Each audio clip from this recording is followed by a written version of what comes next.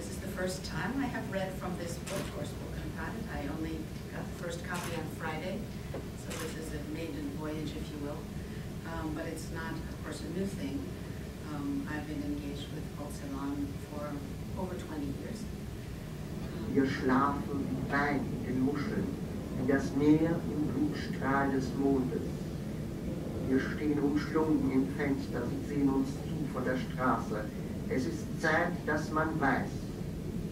Es ist Zeit, dass der Stein sich zum Blühen bequemt.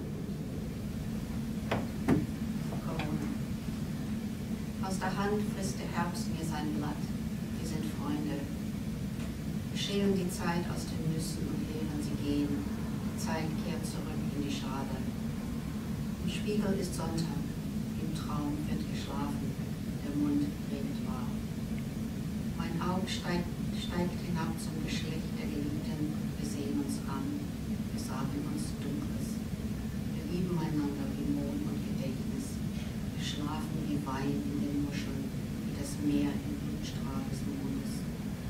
Wir stehen umschlungen im Fenster, sie sehen uns zu von der Straße. Es ist Zeit, dass man weiß. Es ist Zeit, dass der Stein sich zum Blühen bequemt, dass der Unrast ein Herz schlägt.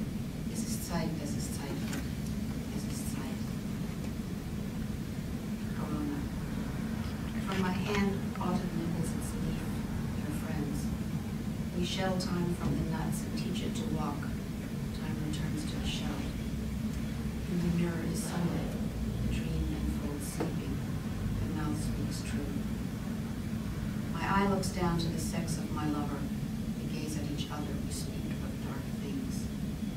We love each other like poppy and memory. We sleep like wine in the clamshells, like the sea in the moon's bloody ray. We stand and embrace at the window. They watch us from the street.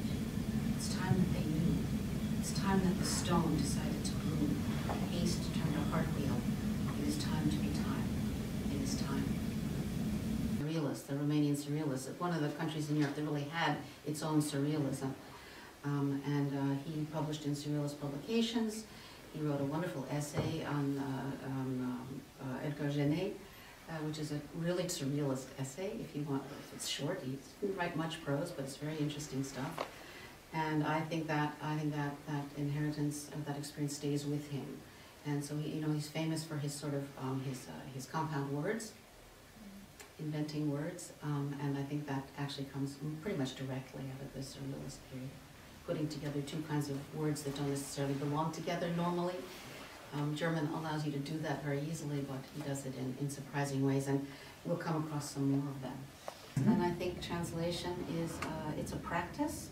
So a lot of it is a matter of practice, and you kind of lay down, patterns in your brain that are simply there then, I mean, translation for me is largely, I would say, semi-conscious affair, and I still use a dictionary, and what I use a lot is a thesaurus, not a dictionary so much, because usually you have some idea, and what you want is to find the words in that area, in that sort of neighborhood, right? And you want to look at different ways of saying the same thing. A lot of times when I look at something that I've translated, that's when I do the interpreting. And I would find in the translation things that I didn't think about when I was writing that. I do think about the sound, and I try to be aware of that, and I have certain sort of principles that I think about when I'm translating. To that extent, I'm aware.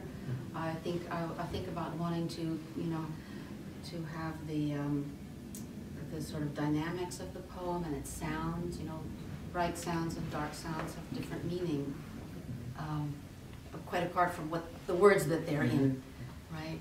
So much of the poem has to be lost in translation. It's something that's out of your hands. So in a way, you're also ruining the poem? I feel absolutely legitimate and good about it. I mean, if I don't get it, or if I feel I can't translate, then I don't. If I think that I'm going to really, it's fetish and to turn it into something that it isn't, or that if I really don't understand it, then I would leave it alone.